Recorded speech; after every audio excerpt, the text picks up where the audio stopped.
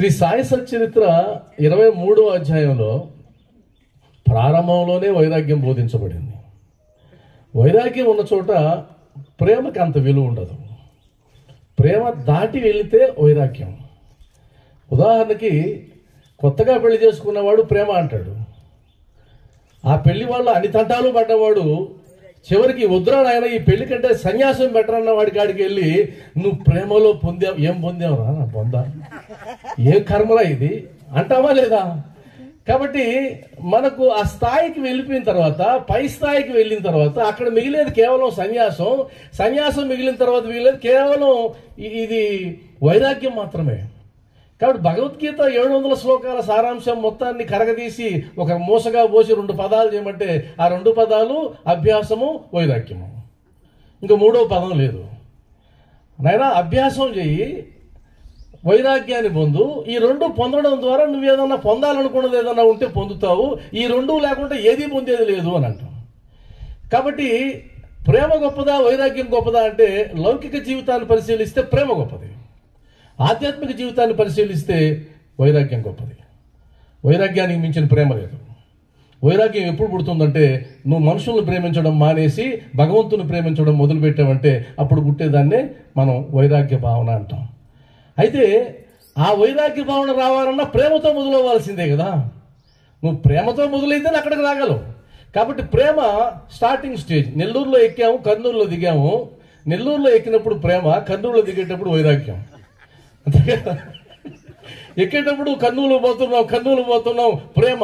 ఆ బస్సు అంతా 6 గంటలు 7 గంటలు ప్రయాణం చేసేసరికి ఇదేం మనం ఎందుకు వచ్చినామని కర్నూలు అనేది వైరాగ్యం. కాబట్టి ఇది ఇలానే ఉంటుంది. కాబట్టి సచ్చరిత్ర మొత్తాన్ని మనం చదువుతున్నాం. ఇక్కడ ఉన్న వాళ్ళందరూ కూడా ఉదాహరణకి 23వ అధ్యాయం అన్నాను అనుకోండి సాయి సచ్చరిత్రలో, మీకు వెంటనే ఇది చాలాసార్లు చదివినాలేబ్బా, ఈయనేం కొత్త చెప్పబోతాడు ఈయన అని మొదలు పెడతారు. అందువల్ల నా ముందు కూర్చునే వాళ్ళు ఎవరో ముందు నేను అంచనా వేయాలి. నా ముందు కూర్చున్న వాళ్ళని అంచనా వేయకుండా నేను ప్రసంగం మొదలు పెట్టానంటే అది చాలా ఇబ్బంది అవుతుంది. కాబట్టి ఈ అధ్యాయాన్ని ప్రిపేర్ అయ్యేటప్పుడే నాకు తెలుసు ఇక్కడ కూర్చున్న వాళ్ళందరూ సచ్చరిత్రని బాగా వడపోసిన వాళ్ళు, అనేక సార్లు చదివిన వాళ్ళు, చెప్పగలిగిన వాళ్ళు. సత్సంగాలు చెప్పగలిగిన బ్యాచ్ అంతా తీసుకొచ్చి గురువు గారు ముందు కూర్చోబెట్టి సత్సంగం చెప్పమంటే ఇదో పనిష్మెంట్. అందువల్ల అందులో సాధారణమైన కథలు వాటి జోలికి నేను పోవడంలే. ఆ 23వ అధ్యాయంలో నుంచి మనం గుర్తుపెట్టుకోవాల్సిన వాక్యాలు ఏదైనా ఉంటే వాటి గురించి మాట్లాడడానికి నేను ప్రయత్నం చేస్తాను. ఆ వాక్యాలు మాత్రమే. ఇంకా కథలు ఇవన్నీ వాటి జోలికి పోవడం అందరికి తెలిసిన విషయాలే కాబట్టి. కాబట్టి మొట్టమొదట నేను గుర్తుపెట్టుకోదలుచుకున్న అంశం ఏంటంటే శ్రీ సాయి సచ్చరిత్ర 23వ అధ్యాయంలో బంధ విమోచనమునకు మాయ నుండి తప్పించుకొనుటకు మార్గం ఒక్కటే కలదు. ఇవి కనిపించవు సచ్చరిత్రలో. మనకు కనిపించేవి హెడ్డింగ్లు, ఆ కథలు కనిపిస్తాయి. హేమాడ్ పంత్ గారు రాసినటువంటి మూల గ్రంథానికి సంక్షిప్తం రాసినటువంటి ప్రతినారాయణరావు గారు రాసినటువంటి ఆ 390 ఉన్నాయి కదా పేజీలు, వాటిల్లో ఆ హెడ్డింగ్లు మానేసి, ఆ కథలు మానేసి, ఆ మిగిలిన వాక్యాలు ఉంటాయి. వాటిని గాన జల్లెడు పెట్టారంటే మీ జీవితానికి సరిపడేటువంటి ఆధ్యాత్మిక కోణం అంతా అక్కడే ఉంటుంది. అది పట్టుకోవాలి గట్టిగా. కాబట్టి బంధ విమోచనమునకు, ఎందుకు విమోచనం? బంధం లేకపోతే ఆనందం ఏముంది అసలు? ఇప్పుడు బంధం ఉండబట్టే కదా ఉదయం నుంచి సాయంత్రం వరకు నా భార్య నాకు సేవ చేస్తూ ఉంది, పాదాలు కూడా వస్తుంది ఉదయాన్నే. ఎందువల్ల వస్తుంది? ఆ బంధం లేకపోతే ఎందుకు వస్తుంది? బంధం ఉండబట్టి కదా తండ్రి కష్టపడి చాకిరీ చేసి చెమట ఓడ్చి తన బిడ్డను పోషించుకుంటూ ఉన్నాడు. ఎంతో కష్టపడి తన బిడ్డ కోసం తన శరీరాన్ని కరగదీస్తున్నాడు. బంధం ఉండబట్టే కదా నా చెల్లెలు బాధపడుతూ ఉందని అన్న బాధపడుతూ ఉన్నాడు, మా అన్న బాధపడుతున్నాడు అని చెల్లెలు బాధపడుతూ ఉంది. ఇప్పుడు చేతి మీద జరిగిన తతంగం అంత అదే కదా. ఒక పక్క చెల్లెలు, ఒక పక్క అన్న, వీళ్ళిద్దరు మన తలకాయ నొప్పి. వీళ్ళు వదలతారా వదలరా? ఇంకా ఈ మొదలు పెట్టింది ఆయన మొదలు పెట్టాడు. ఇది ఎప్పుడు దిగుతుంది? నాకేమో సత్సంగం టైం అయిపోతుంది, నాకేమో బీపీ పెరిగిపోతుంది. ఇప్పుడు ఇది కూడా బంధమే కదా. ఇది బంధమే కదా. ఇదొక బంధం. ఇది రక్త సంబంధం కంటే గొప్పది, పవిత్రమైంది. రక్త సంబంధమైన ప్రయోజనాన్ని అంచనా వేస్తుంది. ఈ అన్న నుంచి నాకేం వస్తుంది, తమ్ముడి నుంచి. ఈ మధ్య ఒక ఆయన అన్నాడు, జరాస్ షాప్కి వెళ్తే మొహం దిగాలుగా పెట్టుకుని ఉన్నాడు. ఏమైందయ్యా అంటే మాకు ఉన్నాళ్ళే పనికిమాల ఎదవా, వాడు చేసిన పని వల్ల అన్నాడు. ఎవడే ఆ పనికిమాల ఎదవా అంటే ఇంకెవడు మా నాయనే అన్నాడు. వాళ్ళ ఆయనే పనికిమాల ఎదవ. ఏం చేసిపోయాడంటే ఆయన బతుకున్నప్పుడే మా చెల్లెలకి వాటా పని చేసినాడు, ఆమెమో వాటా తీసుకుని వెళ్ళిపోయింది. ఇప్పుడు ఆయన చచ్చిపోయిన తర్వాత మళ్ళా వాటా కావాలని వచ్చింది. చెప్పడానికి ఆయన లేడు. ఇప్పుడు పక్కన వాళ్ళందరూ ఏమంటున్నారు, మీ చెల్లెలు కదా నీకు హక్కు ఉంది కదా అంటున్నారు. ఇది రక్త సంబంధం వల్ల వచ్చే కొన్ని సంబంధాలు. ఇది పవిత్రమైన అన్నదమ్ముల సంబంధం, గురు శిష్యుల సంబంధం. ఇక్కడ అలాంటి అవేముండవు, ఆ ప్రయోజనాలు ఏముండవు. ఇక్కడ ఉన్న ఒకే ఒక ప్రయోజనం ఏంటంటే ఆత్మానుసంధానం మాత్రమే. ఆత్మానుసంధానం మాత్రమే. ఇప్పుడు వరలక్ష్మి అమ్మగారు నేను అమ్మ అని పిలుస్తాను. నా అమ్మాని పిలిస్తే ఆమె కూడా నా బిడ్డ అంటది. రేపు ఉదయం నేను అన్ని కాగితాలు తీసుకెళ్ళి, అమ్మ అది ఆ బిల్డింగ్ ఏదో ఉంది కదా ఆ కింద ఫ్లోర్ నాకు రాసేయమన్నా,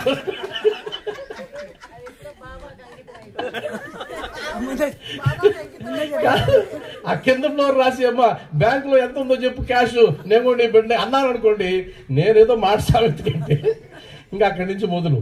కాబట్టి అలాంటిది కాదు. కాబట్టి బంధం అనేది ఉన్నంత వరకు ఆధ్యాత్మిక ఉన్నతి నీకు సాధ్యం కాదు. మరి బంధాన్ని వదులుకోవడం ఎలా? బంధాన్ని వదులుకుంటే ఎలా జీవించగలం మనం? ఇక్కడేమో పెద్ద పదం వాడేశారు, అద్భుతమైన ఆధ్యాత్మిక పదం, బంధ విమోచనమునకు. ఎందుకయ్యా విమోచనం? విమోచనం ఉంటే నా జీవనం సాగేది ఎలా అని మనకు వస్తుంది ఆలోచన. మనలాంటి మామూలు స్థాయి ఉండే వాళ్ళకి వస్తుంది, ఒక పరాకాష్ఠలో ఉండే వాళ్ళకి అది రాదేమో. నాలాంటి స్థాయికి అయితే కదా, నాది చాలా అట్టడుగు స్థాయి.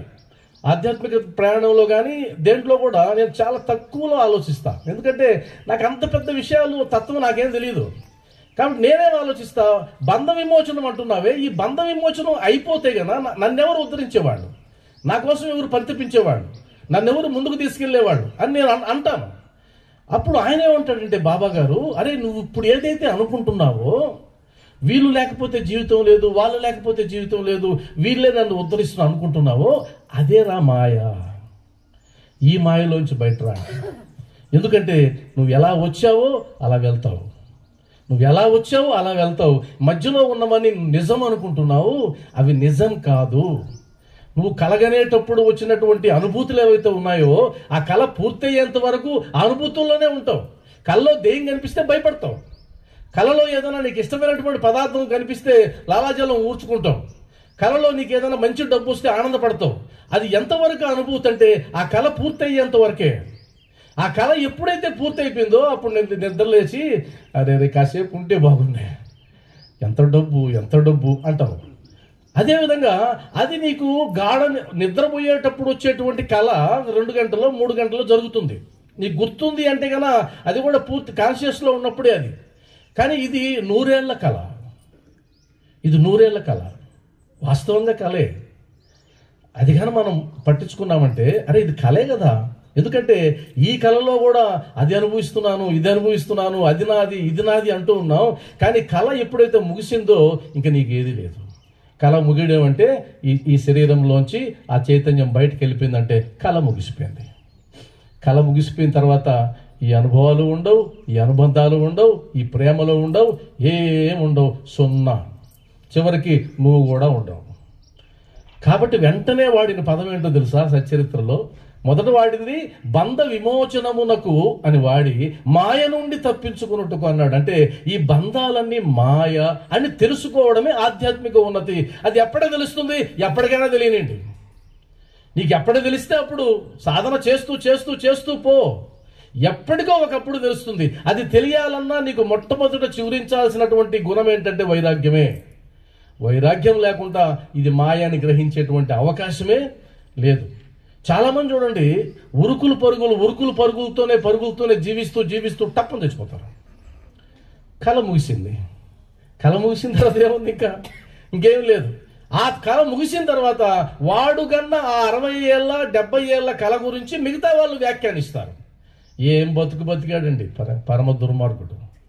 ₹1 విదిల్చలే, ఒకడికి దానం చేయలే, ఒకడు పుణ్యం లేదు, ఏం లేదు.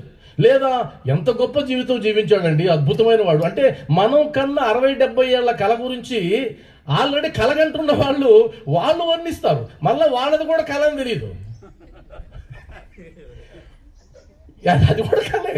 అంటే ఒక కళలో ఉన్నవాడు ఇంకో కళలో ఉన్నవాడు గురించి వ్యాఖ్యానిస్తాడు. ఇప్పుడు జ్ఞాని ఏం చేస్తాడు?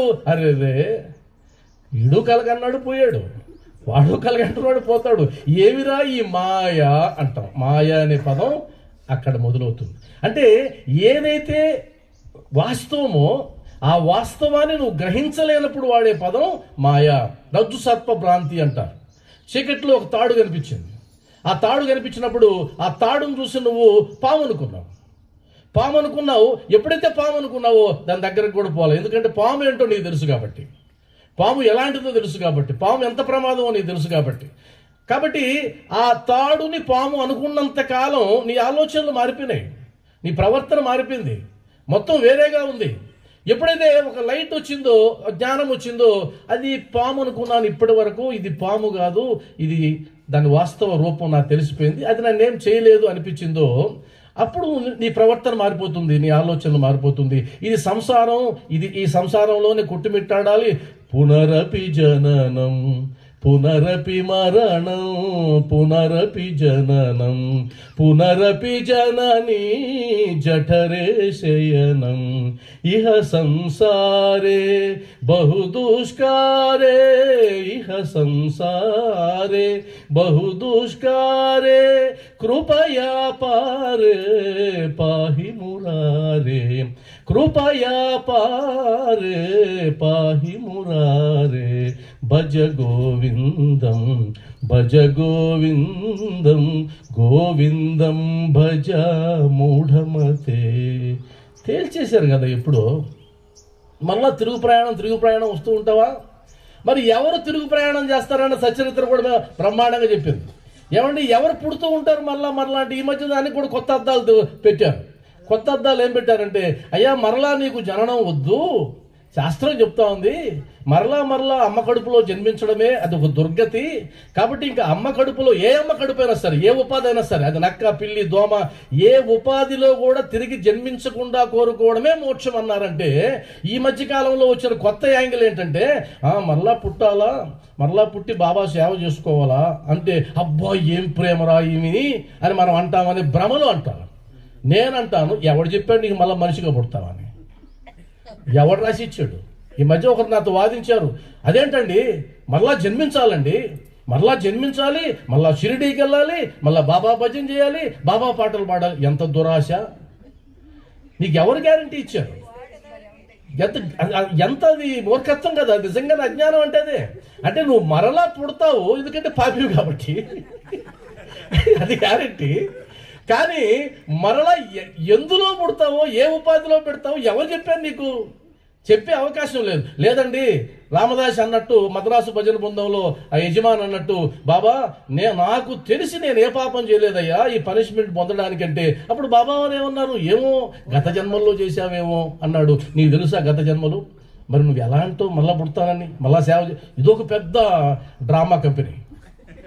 అలా అనేస్తే ఓ అమ్మా పెద్ద నేను భక్తుడు అనుకుంటారని. మా కర్మ ఏంటంటే ఆ డ్రామాలకి స్టేజ్ మీద చెప్తూ ఉంటాం. అది ఇంకా శత్రువులు, ఇప్పటికే శత్రువులు పెరిగిపోయి పెద్ద కూటమి తయారైంది. నా కోసం ఒక కూటమి తయారైంది. ఆ కూటమికి యాడవుతా ఉంటారు. కాబట్టి నేనేమంటానంటే, మరలా పుట్టేది ఎవరు అంటే, సచరిత్ర ప్రమాణంగా మీరు ఏమన్నా చెప్తారా అంటే నేను చెప్తా. శ్యామ 72 జన్మలు తీసుకున్నాడు అంటే మరలా పుట్టాడని కదా అర్థం, అవునా? మరి శ్యామ ఎందుకయ్యా 72 జన్మలుగా మోక్షాన్ని పొందలేదు? కాకాసాహెబ్ దీక్షిత్ మోక్షాన్ని పొందాడు, తాత్యాసాహెబ్ నోల్కర్ మోక్షాన్ని పొందాడు. మరి శ్యామ ఎందుకు పొందలేదంటే స్పష్టంగా చెప్పాడు ఒక ఉదాహరణలో, బాబా బొగ్గగిల్లే దేవుడు మాకు వద్దయ్యా, మిఠాయిలు ఇచ్చే దేవుడు కావాలా, అందుకు పుట్టాడు. మళ్ళా ఇంకా కోరికలు చావాలా, మిఠాయిలు కావాలి, డబ్బు కావాలి, పదవి కావాలి, అది కావాలి, ఇది పుట్టు. మళ్ళా మహల్సాపతి నాకు వద్దయ్యా, నాకేమొద్దు, నువ్వేమిస్తే అది తీసుకుంటా, అది పేదరికం కాదు, ఏది ఇచ్చినా తీసుకుంటా అన్నాడు. ఇంక పుట్టే అవకాశం లేదు. కాబట్టి పుట్టడమా పుట్టకపోవడం మన చేతుల్లోనే ఉంది. పుట్టామా బంధం వచ్చేసిందే. బంధం లేకుండా బంధ విమోచనము అంటే ఎలా కుదురుతుంది? మళ్ళా పుట్టకూడదు, అంతే కదా, ఇంకో మార్గం లేదు. మరలా పుట్టకూడదు అంటే ఏం చేయాలో చెప్తున్నారు ఈ వాక్యంలో. మరలా పుట్టకూడదు అంటే బంధ విమోచనం, అంటే బంధం పోవాలి. బంధం పోవాలంటే మళ్ళీ తిరిగి జన్మించకూడదు. మాయ నుండి తప్పించుకోవాలంటే మళ్ళీ నువ్వు వస్తే మాయ పట్టుకుంటుంది. నువ్వు పురుడు పోసుకోగానే నీ వెంటనే నీతో పాటు జన్మించేది ఏదైనా ఉందంటే మాయే. దానికి ఒక పేరు కూడా పెట్టారు, మాయ. అమ్మ కడుపులో మాయ అంటారు దాన్ని. భౌతిక పదార్థంలో కూడా దాన్ని మాయ అని అంటారు. వాస్తవంగా నువ్వు బయటకు వచ్చావంటే విత్ మాయ, వితౌట్ మాయ యూ కాంట్ కమ్ అంటారు అనమాట. కాబట్టి మాయతో వచ్చావు, పుట్టామంటే వస్తావు. తప్పించుకున్నట్టుకు మార్గం ఒక్కటే కలదు అని అంటూ ఈ వాక్యంలో, అది గురుని పాదముల యందు ప్రేమయగు భక్తి. గురుని పాదముల యందు ప్రేమయగు భక్తి. ప్రేమ యాడ్ చేశారు మళ్ళీ దీంట్లో. కాబట్టి గురువు పాదముల యందు ప్రేమయగు భక్తి పుడితే జన్మ ఎలా పోద్ది? గురుని పాదాలు పట్టుకుంటే మాయ ఎలా పోద్ది అని అంటే, ఏ మాయకు అతీతంగా ఉన్నటువంటి స్వరూపం ఉందో ఆ స్వరూపాన్ని పట్టుకుంటే తప్ప నీకు మాయ పోయే అవకాశం లేదు. కాబట్టి గురువు అంటే మళ్ళా రకరకాల గురువులు ఉన్నారు. సద్గురువు అనే పేరుతో చాలామంది ఉన్నారు. నేను కూడా పెట్టుకోవచ్చు, నన్ను అడిగేవాడు ఎవడు లేడు. నేను కూడా ఈరోజు మొదలుపెట్టి గురువు గారు అన్నారు కదా, ఈరోజు సాయిదాసు గారని పేరు పుట్టిందంట. నేను సద్గురు కర్లపూడి కృష్ణ మహారాజు అని పెట్టుకుంటే ఈరోజు నుంచి. రేపు ఉదయం నా మీద ఎవడన్నా కేసేస్తాడా? ఎవరు లేరు. అది కాదు. కాబట్టి సద్గురువు ఎవరో తెలియాలి. ఇక్కడ నేను చెప్తున్నా, మీరు బాగా అర్థం చేసుకోండి. నేను రైట్ వేలో పోతున్నాను అనుకుంటున్నాను నేను. అంటే గురుని పాదముల యందు ప్రేమ గల భక్తి అంటే ఏ గురువు పాదములందు? చాలామంది ఉన్నారు గురువులు, చాలామంది ఉన్నారు తత్వదర్శులు, చాలామంది ఉన్నారు జ్ఞాన మార్తాండలు, రకరకాలు ఉన్నారు. కానీ మరి గురువు అంటే ఎవరు అంటే, గురువు యొక్క లక్షణాలు కూడా సచ్చరిత్రలో చెప్పబడ్డాయి. సద్గురువు యొక్క లక్షణాలు సచ్చరిత్రలో చదవండి. అంటే ఎవరిని సద్గురువు అంటారంటే, శిష్యుల నుండి ఏ ప్రతిఫలము ఆశించని వాడిని. ఒకటి ఇదొక్కటి చెప్పండి చూద్దాం. ఇప్పుడుండే గురువులకి అప్లై చేయండి. ఇప్పుడుండే గురువులకి ఈ ఒక్క సూత్రం అప్లై చేయండి. అంటే ఏ ఒక్క ప్రతిఫలం, ఏ రూపంలోనైనా ఏ ఒక్క ప్రతిఫలం తన శిష్యుల నుండి ఆశించని వాడు సద్గురు అనబడును. ఒక క్వాలిటీ, 4 క్వాలిటీస్ చెప్పారు. అది ఒక్కటి సాటిస్ఫై చేయగలరా ఇప్పుడుండే గురువులు? చెప్పండి. రెండోది, శిష్యులను తనతో సమానంగా చూడగలిగిన వాడు రెండోవాడు. శిష్యులను తనతో సమానంగా. కష్టపడి వచ్చినటువంటి తాత్య కోతే పాటిల్ పాదాలు పిసికాడు బాబావారు, అఖిలాండ కోటి బ్రహ్మాండ నాయకుడు. పాదాలు పట్టాడు. మరి ఎలా పట్టాడు? బాబా ఇదేం తప్పు కదా నువ్వు చేసేదంటే, అదేం లేదు లేదా, లోకం అనుకుంటుంది నువ్వు వేరు నేను వేరని, కానీ వాస్తవానికి నువ్వు నేను ఒకటే. ఎవరు అనగలరా మాట? అనగలరా? మరి బాబావారు ప్రతిఫలం కోరలేదా అంటే, బాబావారు కోరిన ప్రతిఫలం సచ్చరిత్రలో రాయబడింది. ఆయన కోరే ప్రతిఫలం ఒక్కటే, కృతజ్ఞత. భీమాజీ పాటిల్ విషయంలో చెప్తారు, కృతజ్ఞత అనే ప్రతిఫలాన్ని ఆయన అడిగాడు. కాబట్టి అది కోరాడు ఆయన. అంతేగాని మెటీరియలిస్టిక్ ప్రతిఫలాలు కాదు, డబ్బు కాదు, ఇంకొకటి కాదు. ఈ విధంగా సద్గురు యొక్క లక్షణాల్లో ఇంకొక 3వ లక్షణం ఏంటంటే, ఏ సద్గురు అయితే నిజమైన వైరాగ్యాన్ని బోధించునో, వైరాగ్యాన్ని బోధించేవాడు సద్గురు. అంతేగాని ఈ వ్రతం చేయండి నీ కోరికలు తీరుతాయి, ఇదో హోమం చేయండి నీ కోరికలు తీరుతాయి, ఇదో బాబా చుట్టూ 108 ప్రదర్శనలు చేయండి నీకు ఉద్యోగం వస్తుంది, ఇదంతా ఎల్కేజీ స్థాయి. బాబావారు పీజీ కాదు, పిహెచ్డి స్థాయి. మరి పిహెచ్డి స్థాయిలో ఉన్న గురువులు ఎవరైనా ఉంటే ఆ గురువు యొక్క పాదాలు పట్టుకో. మరి చివరికి ఆయన తీసుకెళ్ళింది ఏం తీసుకెళ్ళాడు భూమి మీద నుంచి? మనం అంటుంటాం కదా, పోయేటప్పుడు ఆస్తి వరకు రాసి ఇచ్చిపోమని. ఆయన జోబులో ఉండేటువంటి ఆ నాణ్యాలు కూడా తీసేసి, ఇదెందుకు నాకు బంధం అని చెప్పి ఆమెకు ఇచ్చేసిపోయాడు. అది నవవిధ భక్తులా ఇంకొక భక్తులా పక్కన పెట్టేద్దాం, నేను దాని జోలికి రాను. నేను అనుకునేది ఏంటంటే, ఆమె లక్ష్మీబాయికి ఇచ్చింది అది 9 నాణ్యాల ఇంకొకటే కాదు. నా ఉద్దేశం ఏంటంటే, ఈ బంధనం కూడా నాకు తగలకూడదని చెప్పి ఆ ఉన్న బంధనాన్ని కూడా తీసి ఆమె చేతిలో పెట్టేసి ఉంటాడు. నా యాంగిల్ అది. అర్థమైంది కదా? కాబట్టి మనం ఎంతమంది అలా పోగలుగుతున్నాం? పోవాల్సిందే, తప్పదు. నువ్వు పోకపోయినా పోయేటట్లు చేస్తారు, అది వేరే విషయం. నువ్వు పోకపోయినా కుదరదు. నువ్వు ఎప్పుడైతే చివరి దశకు వచ్చావో తీసుకొచ్చి కింద పడుకోబడేస్తా, తెలుసా మీకు? ఎందుకంటే బంధనాలు వాళ్ళు తెచ్చేసుకుంటారు. నీ సంగతి దేవుడు ఎరుగు. అయ్యా ఒక ఆయన వస్తాడు, పెద్ద ఆయన వచ్చి, అయ్యా తీసి దిగువన పండేయండి. ఎందుకు దిగువన పండేయాలి? ఆ మంచం మీద పడుకుంటే ఇంకా మంచం వాడేదానికి లేదు, మూర్ఖుడా. ముందు తీసుకురా కిందకి. అంటే మంచం మీద లెక్క. ఈ ఇంట్లో చనిపోయిందంటే 6 నెలలు ముయ్యాలా, నోరు మూసుకుని వరండాలో తీసుకురా. ఎంత లెక్కలు. అంటే నువ్వు ఏ బంధం కోసం పాకులాడుతున్నావో, ఏ ప్రేమ కోసం పాకులాడుతున్నావో అయితే ఒరిజినాలిటీ నీకు బయటపడిపోద్ది. కాకపోతే అప్పుడు నీకు స్పృహ ఉండదు, అది వేరే విషయం. అప్పుడు నీకు స్పృహ ఉండదు. మరలా ఎక్కడ ఊపిరి తీసుకుంటామని చెప్పి ఉన్న రంధ్రాలన్నింటిలో పెట్టేస్తారు దూది. మరలా పొరపాటున ఊపిరి తీసుకుంటే నువ్వు ఎక్కడ లేని చావు అని చెప్పి ఎక్కడెక్కడ ఖాళీలు ఉంటాయో అక్కడ పెట్టేస్తారు. ఈ మధ్య అయితే మరి నోరు తెరస్తాడేమో నోట్లో కూడా పెట్టేస్తారు తాంబూలం. అమ్మ, నోట్లో తాంబూలం పెట్టేది మళ్ళీ లేస్తే. నేను సరదాగా చెప్తున్నా, ఆ యాంగిల్ ఆలోచించాను. కాబట్టి ఎప్పుడైనా కూడా నేను చెప్పేది ఏంటంటే, నువ్వు ఏదైతే ఇది నిజము, ఇది నాది అనుకుంటున్నావో, వాస్తవానికి ఇదంతా నాది కాదని తెలుసుకునేటప్పటికీ నువ్వు ఉండవు. కానీ నీ ఎదురుగా ఇంకొకరు వెళ్ళారు కదా, మరి అప్పుడైనా తెలుసుకోవాలి కదా. అప్పుడు విచిత్రంగా చెప్తుంటారు. అంటే మన ఆధ్యాత్మిక గ్రంథాల్లో ఉండేది ఏంటంటే, ఎవడు శాశ్వతం కాదు అని తెలిసిన వాడే నేను శాశ్వతం అనుకొని బతికేస్తూ ఉంటాడు. ఇది శాశ్వతం కాదు. కాబట్టి ఇది గురువుని పాదముల యందు ప్రేమయొగ్గు భక్తి దేనికోసం అంటే బంధ విమోచనం కోసం. ఎందుకు ఆ బంధ విమోచనం అంటే ఇంకా అద్భుతంగా చెప్పారు. తమాషా కాదు, ఈ అధ్యాయంలోనే ఉండేటువంటి పక్క అధ్యాయంలోకి వెళ్ళడంలే. మాయయను మహాసముద్రమును దాటుటకు బాబా పాదములను హృదయములో ధ్యానించవలెను. పైన ఏం చెప్పారు? బాబా ప్రసక్తి తేలా. పైన నేను చెప్పిన వాక్యంలో బాబా ప్రసక్తి లేదు. ఏం వాక్యం ఉందంటే గురుని పాదముల యందు ఉంది.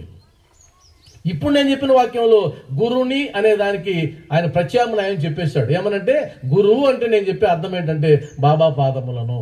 కాబట్టి మాయను మహాసముద్రమును దాటుటకు బాబా పాదములను హృదయములో ధ్యానించవలెను. దీన్ని పోస్ట్ మార్టం చేస్తే ఈ వాక్యాన్ని గంట సరిపోతుంది. ఈ వాక్యమే గంట సరిపోతుంది, అంతకుమించి అవసరం లేదు. ఎందుకంటే ధ్యానించడం ఎక్కడ ధ్యానించమన్నారు? హృదయంలో. మరి హృదయంలో ఉన్న బాబాను నువ్వు కనుక్కుంటే కదా నువ్వు హృదయంలో ధ్యానం చేయగలవు. నువ్వు 24 గంటలు బయట చూడడం అలవాటైపోయింది నీకు. 24 గంటలు గుళ్ళో ఉండే విగ్రహంలో చూడడం, నీ పూజా మందిరంలో ఉండే పటంలో చూడడం. ఇక్కడ మనం ఏం చేసాం? ఇక్కడ పెట్టాం. మళ్ళా వాక్యాలు ఏం చెప్తాం? అందరిలో ఉన్నాడు బాబా. దీన్ని తీసి నీలో ఉన్నాడు బాబా, నాలో ఉన్నాడు కదా, ఉన్నాడు, పెరిగేంటి దీన్ని తీసేసి ఇలా చూస్తే అందరూ బాబా స్వరూపాలుగా చూపించడం, అది కదా నిజమైనటువంటి భక్తి. తప్పుగా అర్థం చేసుకోవద్దు నాన్న, తప్పుగా అర్థం చేసుకోవద్దు. నేను అర్థం ఏంటంటే నువ్వు ఆ స్థాయికి ఎప్పటికి వెళ్తావు? నువ్వు జీవితకాలం పటాలు పెట్టుకొని తిరుగుతా ఉన్నావు, జీవితకాలం విగ్రహాలు పెట్టుకొని తిరుగుతా ఉన్నావు. 30 ఏళ్ళ నుంచి 40 ఏళ్ళ నుంచి పటాల చుట్టూ తిరగడం, విగ్రహాల చుట్టూ తిరగడం, మందిరాల చుట్టూ తిరగడం అలవాటు అయిపోయింది. ఇంకెప్పుడు నువ్వు హృదయంలోకి వెళ్ళేది? నువ్వు హృదయంలోకి వెళ్ళగలుగుతున్నామా? ఎంతమంది వెళ్ళగలుగుతున్నాం? లేదు కదా. కాబట్టి బాబాని ఎక్కడ ధ్యానించవలెనో సచరిత్రలో ఇంకొకటి ఉంది. ఆ ఒక పాదం మీద ఇంకొక పాదం వేస్తే ఆ బొటనేలి మధ్యలో ఉండేటువంటి స్థలాన్ని, ఆ ప్లేస్ను చూసి ధ్యానించమని ఉంది. అదేవిధంగా బాబాని ధ్యానించడానికి సచరిత్రలో అనేక సందర్భాలలో అనేక రకాలుగా చెప్పబడింది. కాబట్టి ఇప్పుడు చెప్పినటువంటి దాంట్లో బాబాని ఎక్కడ ధ్యానించవాలని, ఎక్కడండి? హృదయంలో ధ్యానించవాలని. ఇందాక వారు చెప్పారు నిర్మలమ్మ గారు. అంటే ఉదయానికి మనం ఒక పూజా గదిని శుభ్రం లేకపోతే ఏ విధంగా అయితే పెట్టమో, పూజ చేయమో, అదేవిధంగా హృదయం అనేటువంటి మందిరం శుభ్రంగా లేకపోతే ఇంకా మనం ఏం చేయగలం?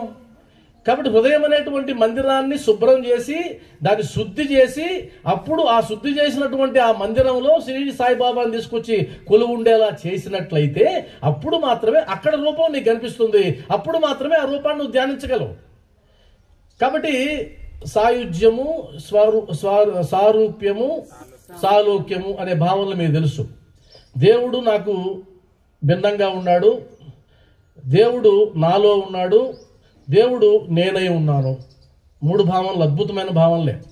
కాబట్టి ఒకటి LKG, ఒకటి డిగ్రీ, ఒకటి PhD. అది ఒక్కొక్క లెవెల్ ఒక్కొక్క రకంగా ఉంటుంది. కాబట్టి మనం ఒకటే ఆలోచించినట్లయితే మనం హృదయంలో చూడగలుగుతున్నామా లేదా అని చెప్తూ ఇంకొక అద్భుతమైన వివరణ ఉంది 23వ అధ్యాయంలో.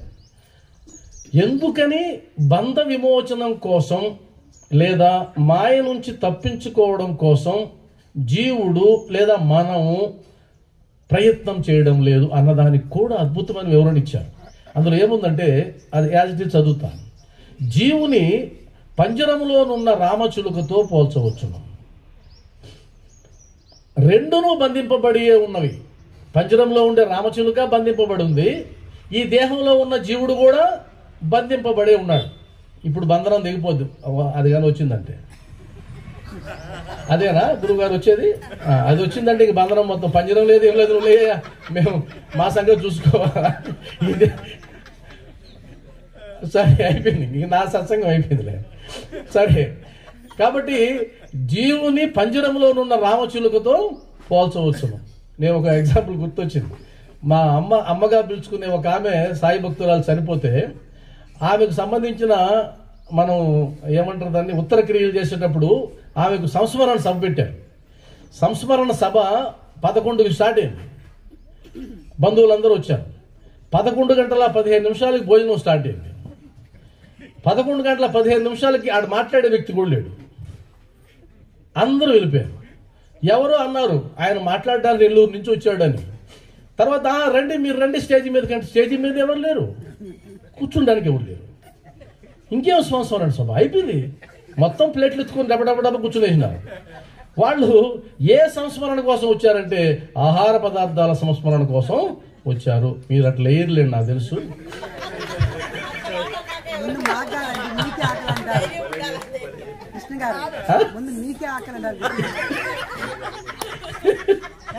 కాబట్టి ఒకటి శరీరములోను, రెండవది పంజరమందును. రెండు బంధింపబడి ఉన్నాయి. చిలుక ఒకటి పంజరంలో బంధించబడి ఉంది, ఇంకొకటి శరీరంలో బంధించబడి ఉంది. మరి ఆ బంధనం అన్నది ఎందుకు తెలియడంలే?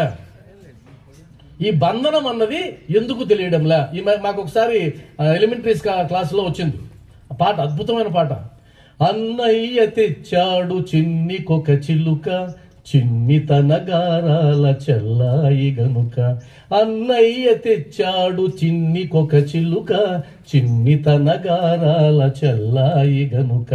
చిన్న పంజరమొకటి చేయించి అందు, చిన్న పంజరమొకటి చేయించి అందు, చిన్నారి చిన్ని తన చిలుక నుంచింది. అక్కడ దా బాగానే ఉంది కదా. ఒకరోజు అమ్మాయి ద్రాక్ష కొని తెచ్చింది, ప్రేమతో తన చిలుక నోటికందించింది, ప్రేమతో తన చిలుక నోటికందించింది. అన్నయ్య తెచ్చాడు చిన్నికొక చిలుక, చిన్ని తన గారాల చెల్లాయి గనుక. అప్పుడు ఆ చిన్నితో ఆ చిలుకంది, నీకేమి తెలుసులే చిన్ని నా బాధ, నీకేమి తెలుసులే చిన్ని నా బాధ, పండ్లతో నా బాధ బాపలేవమ్మా. స్వేచ్ఛగా నింగిలో సంచరిస్తుంటే, స్వేచ్ఛగా నింగిలో సంచరిస్తుంటే, దానికన్నా సుఖము నాకెక్కడుంది, దానికన్నా సుఖము నాకెక్కడుంది. పచ్చ పచ్చని చెట్ల పచ్చ రంగులతో కలసిపోతే మనసు తేలిపోతుంది. బంగారు పంజరమే బంది కానా నాకు, బంగారు పంజరమే బంది కానా నాకు. స్వేచ్ఛ లేకున్నప్పుడు సుఖమెక్కడుంది, స్వేచ్ఛ లేకున్నప్పుడు సుఖమెక్కడుంది. అద్భుతమైనటువంటి ఒకటో తరగతిలో ఉన్న పాటది. నేను దానికి ట్యూన్ కట్టి పాడితే పిల్లలు ఎంత ఆనందపడిపోయేవాళ్ళు. అప్పుడు దయదలచి చిన్నారి తలుపు తీసింది, చిలుకమ్మ తుర్రుమని ఎగిరిపోయింది, చిలుకమ్మ తుర్రుమని ఎగిరిపోయింది. అది పాట. ఈడ చిలుకమ్మని ఎగరనీయడంలే, మనం పండ్లు పెడుతున్నాం దానికి. దాచిపండు తిను బాగుంటుంది, పెళ్లి చేసుకొని ఒక పండు ఇస్తున్నాం. బాగుంది కదా పండు, భలే ఉంది. ఎప్పటిదాకా? కొద్ది కాలమే. ఆ తర్వాత ప్రకటిస్తున్న పండు. ఆ తర్వాత 2 పండ్లు వచ్చాయి, కొత్త కొత్త పండ్లు, చిన్న చిన్న పండ్లు. అవునా? భలే ఉన్నాయి కదా పండ్లు, భలే ఉన్నాయి. ఎంతకాలం మభ్య పెడతావు నీ చిలుకని? నీ శరీరంలో ఉండేటువంటి జీవుడు అనే చిలుకని ఎంతకాలం మభ్య పెడతావు? తీయాలి తలుపులు. అదేమో కొట్టుకుంటా ఉంది. ఒరే వద్దు, నాకు ఇది గత జన్మల్లో పోరాడి వద్దు వద్దు అంటే నా కర్మఫలంగా మళ్ళా తీసుకొచ్చి ఈ జన్మలో వేసినారు. ఇంకొద్దు అని నేను కుమ్మలాడుతుంటే నువ్వు ఆ పండు తిను, ఈ పండు తిను అంటావే అని మనకు పదం ఉంది, ఆత్మఘోష. విన్నారా ఈ పదం? ఆత్మఘోష పెడుతూ ఉంది. మనం మాత్రం ఆ పంజరం తలుపు తీసేది లేదు. అందువల్ల ఏం చేస్తాడంటే, ఒరే నువ్వు తీయవురా, నేనే తీస్తా. అప్పుడు నువ్వు చచ్చిన డిగ్రీ పోవాల్సిందే. అప్పుడు నేను అక్కడ కుదరదు. తలుపు తీసేస్తే అయిపోయింది, ఇంకా అయిపోయింది. తలుపు తీయడం అంటే అర్థం ఏంటి? యమపాశం వేయడం, ఒక పెరుకున లాగాడు బారేయడం. దానికి ముందే మనమే గనక తలుపు తీసేస్తే, మనమే గనక ఆత్మకి మనం స్వేచ్ఛనిచ్చినట్లయితే అద్భుతంగా ఆ సుఖం ఏదో ఉంటుందో అది పొందుతావు. అలా పొందలేకపోవడానికి కారణం ఏం చెప్తున్నాడంటే, తమ ప్రస్తుత స్థితి బాగున్నదని అనుకునుచున్నవి. ఇది నేను సచరిత్రలో చెప్తున్నా. తమ ప్రస్తుత స్థితి చిలకేమనుకుంటుందంటే, ఇదే నా లోకమేమో, ఈ పంజరంలో ఉండడానికే నేను పుట్టానేమో, ఈ పంజరమే నా పరిదేమో, ఇది దాటిపోలేనేమోనని ఆ పంజరంలో ఉండడానికి ఇష్టపడుతూ ఉంది. అది మనం కూడా ఇష్టపడుతున్నాం. గిరిగీసేసుకున్నాం. నా కుటుంబం, నా భార్య, నా బిడ్డలు గిరిగీసేసుకున్నాం. ఇదంతా పంజరం. ఈ పంజరం దాటి పోలేకపోతున్నాం. ఎందుకంటే అక్కడే సుఖం ఉందని ఎత్తుక్కుంటున్నాం. సుఖమంతా అక్కడే ఉందనుకుంటున్నాం. అప్పుడు ఏమనుకుంటుందంటే, సహాయకుడు వచ్చి వానిని బంధనముల నుండి తప్పించగానే వానికి నిజము తెలియను. సహాయకుడు రావాలి. ఎవరా సహాయకుడు? శ్రీ షిరిడి సాయినాథుడు మార్గదర్శిగా వచ్చి, అరే బాబు నువ్వు పంజరంలో ఉన్నావు, ఇందుకోసం కాదు నువ్వు వచ్చింది, నువ్వు స్వేచ్ఛగా నీ ఆత్మను విడిచిపెట్టాలి, మరలా బంధంలో చిక్కుకోకుండా నా పాదాల దగ్గరకు వచ్చి చేరాలి. దాన్నే శివైక్యం అంటారా, విష్ణైక్యం అంటారా, సాయిలో ఐక్యం అంటారా, ఏదైనా అనండి, అదిరా నీది అని చెప్పి మన కళ్ళు తెరిపించి మార్గ నిర్దేశకత్వం చేసి మనల్ని తీసుకొచ్చి బయట పడేస్తే, అప్పుడు వానిని బంధముల నుంచి తప్పించగానే వానికి నిజము తెలియను. దాన్నే పరమానందం అనే పదంతో చెప్తున్నాం. ఒక అవధూత బంధనాలన్నీ తెంచేసుకున్నాడు. ఒక అవధూత బంధనాలు ఏం లేవు. నా భార్య, నా బిడ్డ ఏం లేదు. ఆయన ఎక్కడ పడితే అక్కడ ఉంటాడు. ఆయన మనకు పిచ్చోడులాగా కనిపిస్తాడు.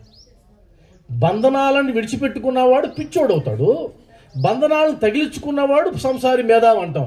అదే మాయ. మీకు అర్థమవుతుంది కదా? మాయ అదే. తప్పించుకునేవాడు కదా మేధావి. అందుకోసం కదా నువ్వు వచ్చావు. అంటే వాస్తవానికి ఆధ్యాత్మికంగా మనం ఉన్నది కేవలం ముక్తిని, మోక్షను పొందడానికి అన్న తత్వంలో నేను మాట్లాడుతున్నా. ఈ అధ్యాయం అలా ఉంది కాబట్టి. వాస్తవానికైతే మిగతావన్నీ లేని వాటి కాదు, ఈ అధ్యాయంలో అది ఉంది కాబట్టి నేను మాట్లాడుతున్నా. కాబట్టి నేనేమంటానంటే, భగవత్ కటాక్షముచే గురువు వచ్చి వారి కళ్ళను తెరిపించి, భగవత్ కటాక్షముచే పదాన్ని అండర్లైన్ చేసుకున్నాం. భగవత్ కటాక్షముచే గురువు వచ్చి అంటే, నువ్వు ఏ దైవాన్ని అయితే నమ్ముతున్నావో ఆ దైవం గురువుని నీకు పరిచయం చేసింది. పరిచయం చేసిన తర్వాత ఆయనే నీ దైవంగా నువ్వు భావిస్తున్నావు. తప్పేం కాదు, ఆయనే నువ్వు దైవంగా భావిస్తున్నావు. కాబట్టి బాబావారు నాకు పరిచయం అయినారు అంటే, ఏ దైవమో నా మీద దయ తెలిసి బాబావారిని నాకు పరిచయం చేసింది. భగవత్ కటాక్షముచే గురువు వచ్చి వారి కండ్లను తెరిపించి బంధ విముక్తుల చేసినప్పుడు వారి దృష్టి అన్నిటికంటే గొప్ప స్థితి వైపు పోవును. అంటే బంధ విమోచనం నుంచి బయట రావాలన్నా, మాయ నుంచి బయటపడాలన్నా భగవత్ కృప ఉండాలి. ఆ కృప చేత సద్గురువు దొరకాలి. ఆ సద్గురువు నీ బంధనాలని తెంచిపడేయాలి, నిన్ను మాయ నుంచి తప్పించేయాలి. అప్పుడు అనిపిస్తుందట ఆ చివరి లైను, అప్పుడే గతించిన జీవితము కంటే రానున్నది గొప్పది అని గ్రహించువు. అంటే ముక్తి పొందితే ఎలా ఉంటుందండి అని అడిగారు అనుకో. మనకు సచరిత్రలో ఉంది. అయ్యా నేను పుస్తక జ్ఞానం అంతా మళ్ళీ వస్తుంది, నాకు 2వ క్లాసులో వస్తుంది.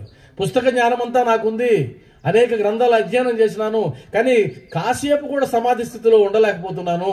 మీ దగ్గరకు వస్తే సమాధి స్థితిని ఇప్పిస్తారట. అంటే పుస్తక జ్ఞానంలో లేనటువంటిది ఆ సద్గురువు దగ్గర దొరుకుతుంది అనేటువంటి విషయంతో వచ్చాడు కదా. మరి ఆ స్థితికి వెళ్ళినప్పుడు, ఆ సమాధి స్థితికి వెళ్ళినప్పుడు, లేదా నీకు ఒక జ్ఞానం వచ్చినప్పుడు, ఆ రజ్జు సర్ప భ్రాంతి తొలగినప్పుడు, మాయ తొలగినప్పుడు అప్పుడు తెలుస్తుంది. బ్రహ్మానందం అనే పదం వింటాం మనం, లేదా పరమానందం అనే పేరు వింటాం. మరి బ్రహ్మానందం అంటే ఏంటి, పరమానందం అంటే మొత్తం నీ చుట్టూ ఉన్న బంధనాలను తెంచుకుంటూ వెళ్ళిపోతే చివరికి వెళ్ళిన తర్వాత నీకు ఎలాంటి ఫోర్సు లేదు, నీకు ఎలాంటి అవసరం కూడా లేదు. అది మోక్షస్థితి. శ్రీహరికోటలో రాకెట్ వెళ్ళేటప్పుడు టన్నుల కొద్ది బరువును తీసుకొని వెళ్తుంది. టన్నుల కొద్ది బరువు ఎందుకు అంటే ఆకర్షణ శక్తిని దాటుకోవడానికి. ఆకర్షణ శక్తిని దాటుకొని స్టెప్ బై వెళ్ళిన తర్వాత చివరికి కక్షలో చేరేటప్పటికి ఇంకేముండవు. ఒక శాటిలైట్ మాత్రమే ఉంటుంది, దానికి ఇంధనం అవసరం ఉండదు, ఏముండదు, అది తిరుగుతూ ఉంటుంది. అది మోక్షస్థితి. నువ్వు ఆ మోక్షస్థితి రావాలంటే బంధనాలను తెంచుకోవాల్సిందే. టన్నుల కొద్ది బరువు పెంచేసుకున్నాం. ఇప్పుడు భయంకరమైన బరువు ఉంది అందరికీ. ఇప్పుడు నా చూస్తుంటే ఒక్కొక్కరికి ఎంత బరువు ఉందో తెలుస్తా ఉంది. ఈ భుజం మీద ఉంది, ఇలా వంగిపోతున్నారు, ఎందుకంటే బరువు ఉంది. ఆ బరువుని వదిలిపెట్టుకొని పోగలిగిన రోజు, ఆ బంధ విమోచన అనుభూతిని పొందగలిగిన రోజు, ఆ మాయ నుంచి విడివడిన రోజు, అప్పుడు అరే ఇన్నాళ్ళు నేను పంజరంలో ఉన్నాను కదా, అరే ఎంత పొరపాటు చేసినాను అని ఆ పారవస్య స్థితికి వెళ్ళడం జరుగుతుంది. అది కేవలం బాబా యొక్క కృపా కటాక్షాలతోనే సాధ్యమవుతుంది. ఇంకా ఏ విధంగానూ సాక్ష్యం కాదని తెలియజేస్తూ నేను ఇప్పటి వరకు మాట్లాడింది 2 లైన్లు. ఇంక ఈ అధ్యాయాన్ని ఇప్పుడు కానీ మొదలుపెట్టానంటే ఇంకా చాలా అవుతుంది. కాబట్టి నేను దీంతో ఈ అధ్యాయంలో మనం పూర్తిగా మాట్లాడుకోవాలి. మరలా నాకు 2 సెషన్లు ఉన్నాయి. ఈరోజు సాయంత్రం ఒకటి ఉంది, ఒక అధ్యాయం 32వ అధ్యాయం. మళ్ళా రేపు కూడా ఒక అధ్యాయం ఉంది. ఆ అధ్యాయాలకు వచ్చినప్పుడు దీన్ని కూడా కొద్దిగా కవర్ చేస్తూ నేను ముందుకు వెళ్ళడానికి ప్రయత్నం చేస్తాను. ఎందుకంటే ఏ రాముడినైనా నిర్లక్ష్యం చేయొచ్చు, కానీ ఆత్మారాముని అందులో బాబా భక్తులు అసలు చేయకూడదు. ఎందుకని బాబా భక్తులు నెక్స్ట్ వస్తుంది నాకు అదే చెప్పాడు. అంటే ఉత్త కడుపుతో దైవాన్వేషణ పనికిరాదు. కాబట్టి అన్నం పెట్టేదాకా సద్యదాకా పేట్లు పెట్టుకొని నిలబడుకున్నా కాస్త ఆనందంగా ఉంటుంది. కానీ ఈ చెవుల్లోంచి ఈ రక్తం గారేటువంటి మాటలు అందులో ఈ టైంలో ఇది కరెక్ట్ కాదు. ఇది నాకు అర్థమవుతుంది. కాబట్టి ఇది మరలా చదవండి దయచేసి. 23వ అధ్యాయం చదవండి. 23వ అధ్యాయంలో మనం రెండు వాక్యాలు మాట్లాడుకున్నాం. ఇలాంటి అమృత గుళికలు ఈ అధ్యాయంలో ఇంకొక 10 ఉన్నాయి. ఆ 10 కూడా మీరు కానీ ఆలోచించినట్లయితే ఈ భ్రాంతి, ఈ మాయ అనేది 100% బయటకు వచ్చేస్తుంది, తిరిగేలేదు. నాకు ఇచ్చిన ఇంకా 2 అధ్యాయాలు కూడా అదృష్టం ఏంటో కానీ ఇలాంటివే వచ్చి, ఇలాంటి అధ్యాయాలు మిగతా 2 కూడా. కాబట్టి నేను కవర్ చేసుకుంటాను తెలియజేస్తూ, ఓం శ్రీ సచ్చిదానంద సమర్థ సద్గురు సాయినాథ్ మహారాజ్ కి, సాయినాథ్ మహారాజ్ కి, సాయినాథ్ మహారాజ్ కి.